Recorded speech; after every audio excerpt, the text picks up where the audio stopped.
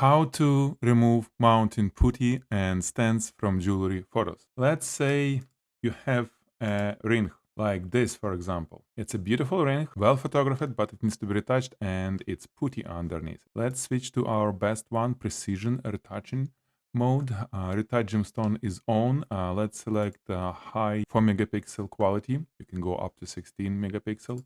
1:1 aspect ratio. Solid color background, it's super important to be exactly white background and shadow. Framing control, since the crop of this ring is too tight, let's add framing control. I'd like to have at least 20% all around. That's it, PNG, and let's generate.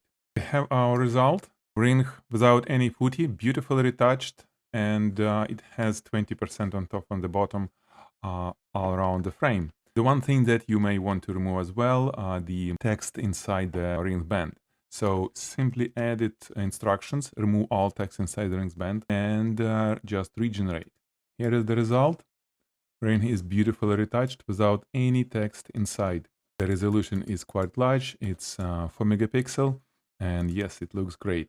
Next example, if you have, let's say, earrings. Example, these earrings. Let's crop them slightly tight. And I'd like to have earrings without any stand, without any support.